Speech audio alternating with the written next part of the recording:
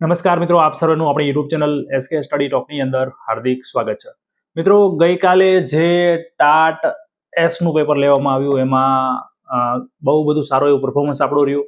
આપણી test series, આપણે ખાસ કરીને જે મેથ્સ સાયન્સ માટે ટેસ્ટ સિરીઝ મૂકી હતી એની અંદર મોટા ભાગની ટેસ્ટ સિરીઝ મિત્રો આપણે વિધાનવાળી, તમે જોયું હશે, કદાચ જેને લીધી હશે મિત્રોને ખ્યાલ હશે, જેવી રીતનું પેપર ગઈકાલે નીકળ્યું અને બધા મિત્રોને ખાસ કેમ કે એ પ્રકારની ઈ લેવલ વાળી પ્રેક્ટિસ કરેલી હોય, તમારું માઇન્ડ એ પ્રકારનું થઈ ગયું હોય એવા પ્રશ્નો કેચ કરવા માટે કે એટેમ્પ કરવા માટે, તો એનો તમને ચોક્કસથી સફળતા ને બેનિફિટ મળવાનું છે.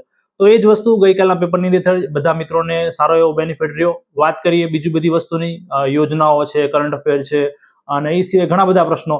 તો આપણી નોટ્સમાંથી ઘણી બધી વસ્તુ જે છે એ પૂછાણી હતી. ખાસ કરીને અન્ય વિષયોની વાત કરીએ, રિઝનિંગ ને એ બધું આપણે નોટ્સ આપી જ નથી, પણ આપણે જે યુટ્યુબની અંદર ફ્રીમાં ગાઈડન્સ આપેલું કે આ ટોપિક કરજો, ઇંગ્લિશની અંદર આ ટોપિક કરજો, તો બધી વસ્તુ જો એ પ્રમાણે તમે તૈયારી કરી હોય તો તમારે ચોક્કસથી તમારો સ્કોર જે છે એ ઇઝીલી 100+ જતો રહ્યો હશે, જો મેં જે પ્રમાણે કીધું હતું એ.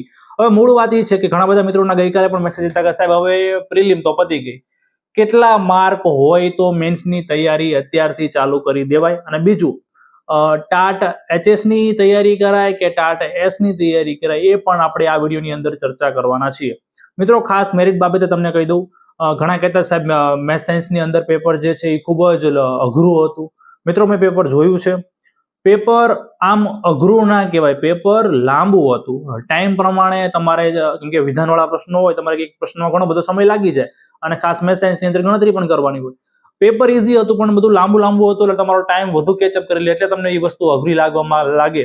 પણ ઓવરઓલ આમ જે છે એ પેપર સારું હતું, ચોપડીમાંથી જ હતું. જે રીતે આપણે વિધાનવાળા પ્રશ્નો આપ્યા હતા એ મુજબનું હતું.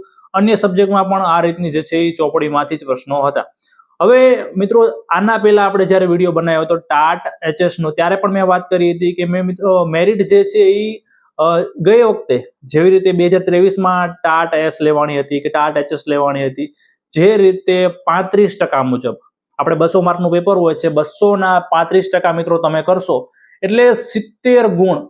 ગયા વખતે આ રીતે મેરિટ હતું કે 70 કે 70 કરતા વધુ માર્ક હોય તો તમને જે છે એ મેન્સ આપવા દેવામાં આવશે. આ જ પેટર્ન આ વર્ષે ફોલો થવાની છે બંનેની અંદર, 11, 12 અને 9, 10 ની અંદર. પણ અહીંયા એક ટ્વિસ્ટ નાનકડું એવું છે જે મને લાગી રહ્યું છે. આની પહેલા જે એઆઈ નું પેપર જે છે એની મેન્સ માટેનું રિઝલ્ટ બહાર થયું, એમાં પણ એવું જ હતું. કેમ કે વચમાં એક મુદ્દો ઉભર્યો હતો કે તમે અનામતનો લાભ કોઈ પણ જગ્યાએ આમાં આપતા નથી. પ્રિલિમનું મેરિટ ડાયરેક્ટ ગયા વખતે બહાર પાડ્યું કે 70 કે 70 કરતા વધુ બધાને મેન્સ આપવામાં આવશે, તો અનામત વાળાને શું, કાંઈ ફાયદો નહીં. એટલા માટે હવે જે છે એ રાજ્ય પરીક્ષા બોર્ડ 5% છૂટ આપે છે અનામત વાળાને. તો હવે થશે કેવું મિત્રો કે 40% પ્રમાણે જે જનરલ વાળા ઉમેદવારો છે એમને 40% પ્રમાણે, એટલે કે 200ના 40% કરશો તો 80 કે તેનાથી વધુ ગુણ તમારે થાય છે તો તમને મેન્સ આપવા મળશે. અને તમે અનામત કેટેગરીની અંદર આવો છો, તમે ઈડબ્લ્યુએસ કેટેગરીમાં આવતા હોય, ઓબીસી કેટેગરીની અંદર આવતા હોય, એસસી એસટી, તો આ કેટેગરીની અંદર મિત્રો તમે આવો છો તો તમારે 35% પ્રમાણે 70 કે 70 કરતા વધુ માર્ક થાય છે તો તમને મેન્સ આપવા મળશે. ઘણા કે સાહેબ 80 થોડા હોય, પણ મિત્રો હું જે છે એ પ્રૂફના આધારે વાત કરું છું. તાજેતરમાં જે છે એઆઈ ના પેપર તમે જોઈ લેજો, રાજ્ય પરીક્ષા બોર્ડની ઓફિશિયલ વેબસાઇટમાં એનું નોટિફિકેશન પણ મળી જશે. તો એના આધારે હું કેમ કહું છું, કેમ કે અગાઉ પણ આ રીતનું બન્યું હતું અને એ મુદ્દો ઉપડ્યો હતો કે અનામતના લાભ શું રાજ્ય પરીક્ષા બોર્ડ એનું ઉલ્લંઘન કરે છે. તો એના કારણે હવે દરેક રિઝલ્ટની અંદર રાજ્ય પરીક્ષા બોર્ડ આ રીતની 5%ની છૂટ આપે છે. અને મેરિટ, ઘણા મિત્રોને એવા પણ મેસેજ છે કે સાહેબ મેરિટ 70 કરતા ઓછું જશે, અમારે 60 માર્ક છે તો શું અમારે મેન્સની તૈયારી કરવી જોઈએ?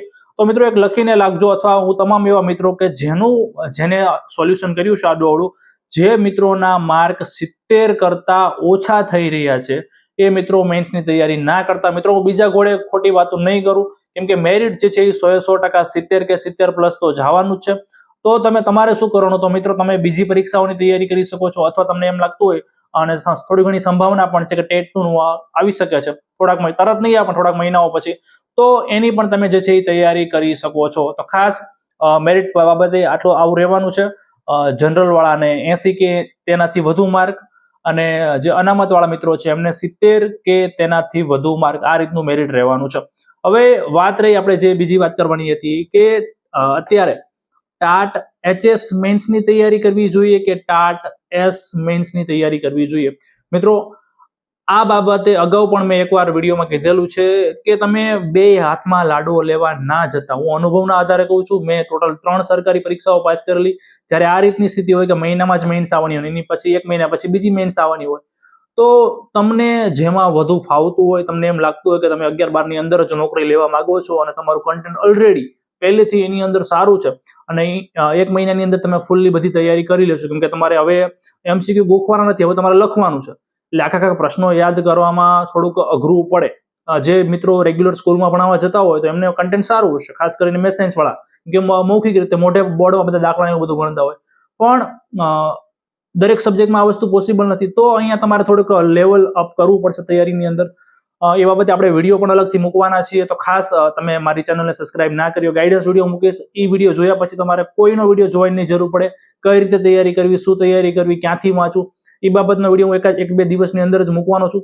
પણ આના આધારે મિત્રો હું એવું કહેવા માંગુ છું કે તમે એક ફિક્સ કરેલું, ધારો કે તમારું 9-10 નું કન્ટેન્ટ સારું છે, તો એની પાછળ જ ટૂંકમાં 2 મહિના આપશો તો બેનિફિટ થશે. સમજો છો, 2 હાથમાં લાડવો લેવા જશો તો મરશો. આ વસ્તુ ખાસ મિત્રો ધ્યાન રાખજો. પ્રિલિમ તો પાસ થઈ ગઈ છે ઘણા મિત્રોને, કેમ કે પહેલેથી 70 માર્ક લાવો ઇટ્સ વેરી ઇઝી. 70 કન્ટેન્ટ સારું એટલે 70 માર્ક ઓટોમેટિક આવી જ જવાના છે. એટલે તમારે 2 પાસ થઈ હશે, ટાટ HS પણ પાસ થઈ હશે, ટાટ S પણ પાસ થઈ હશે. પણ હવે મારું એવું માનવું છે કે તમારે કોઈ પણ એકને પહેલા ફોકસ કરવી જોઈએ. જો થઈ જાય છે તો બીજી વસ્તુ તમારે વાંચવી, કેમ કે આમ પણ ખાલી ફેર છે કન્ટેન્ટનો. હું કન્ટેન્ટની જ મિત્રો વાત કરું છું, કારણ કે પેપર 1 જે છે એ તો બેમાં સેમ જ આવવાનું છે, તમારે એમાં કઈ અલગથી તૈયારી કરવાની નથી. એ ટાટ HS હોય કે ટાટ S હોય, તો ખાલી કન્ટેન્ટ, કેમ કે 11-12 નું ઘણા બધા જે પાઠ્યપુસ્તકો છે એ લેવલ વાળા આવતા હોય છે, તમારે મહિનો હું માનું છું ત્યાં માટે ઓછો કહેવાય. એટલે આ વસ્તુ તમારે ડિસાઈડ કરવાની છે કે તમારે કઈ વસ્તુની અંદર જવું છે. અને બીજું એ પણ એક પાછું ધ્યાનમાં રાખવાનું કે તમારા વિષયની અંદર ભરતી કેટલી સંખ્યાઓમાં આવે છે. છેલ્લી ભરતી જોઈ લો, 2023માં તમારો વિષયની અંદર ભરતી કેટલી આવી હતી. જો બહુ ઓછી આવતી હોય તો તમારે, અને 9-10 માં વધુ આવતી હોય તો 9-10 ને ટાર્ગેટ કરે. એટલે આ રીતે અમુક બાબતો તમારે ધ્યાનમાં રાખીને તૈયારી કરવાની છે. અને ખાસ ફરી વખત કહી દઉં છું, તમારું માર્ક 70 કે 70 કરતા વધુ છે તો અત્યારે મેન્સની તૈયારી કરવા લાગો. પછી જોયું જશે કે 80 કરતા વધુ જાય છે. હું અંદાજો કહું છું, જે રીતે અત્યારે AEI નું રિઝલ્ટ જાહેર કરવામાં આવેલું એના આધારે હું કહું છું કે જનરલ વાળાને 80+ અને અનામત વાળાને 70 કે 70 કરતા પ્લસ. અને ઘણા બધા એવા પણ મિત્રો છે કે જેના 100 માર્ક છે, 130 માર્ક છે, એ પણ મેસેજ મને પૂછતા સાહેબ મારે 71 માર્ક છે, મારે મેથ્સની તૈયારી કરે. એટલે આ ઊંડા તમારે પૂછવાનું જ નથી. જે મિત્રોને કોઈ પણ સબ્જેક્ટ હોય 100 કરતા વધુ માર્ક થઈ રહ્યા છે, વાંચવા જ મળજો. હવે પ્રિલિમનું પેપર મૂકી દો, ઘરની તિજોરી ખોલીને મૂકી દો, જોતા પણ નહીં કે 2-5 માર્ક વધે છે કે 2-5 માર્ક ઘટે. જે માર્ક આવે એ માર્ક ક્યાંય ગણાવવાના પણ નથી. એટલે એ પેપર હવે મૂકી દો. જેને 100+ માર્ક છે સીધા મંડી જ પડજો મેન્સની તૈયારી કરવામાં. એમાં 1 માર્ક વધુ આવશે ને તોય તમને નજીકનો આ વસ્તુ જે નોકરી લાગી એમને પૂછજો કે 1 માર્ક વાળા 150 જણા મિત્રો સરખા હશે એટલે નોકરી મળી જશે. હવે નોકરી મળ્યા પછી પણ સારી સ્કૂલ મેળવી, સારી સ્કૂલ મળી જાય તો નજીકનો જિલ્લો મળે, વતનમાં મળે, તો ઘણી બધી ફાયદા હોય છે.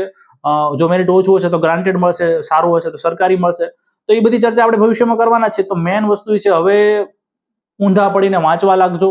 હવે મેન વસ્તુ છે આ ટક્કરની હવે ઇનિંગ છે, અને અહીંયા ઘણી બધી બાબતો અસર કરવાની છે. તમારા અક્ષર ને તમારું લેવલ ને મેન્સની પરીક્ષા, કેમ કે આ MCQ બેઝ પરીક્ષા નથી.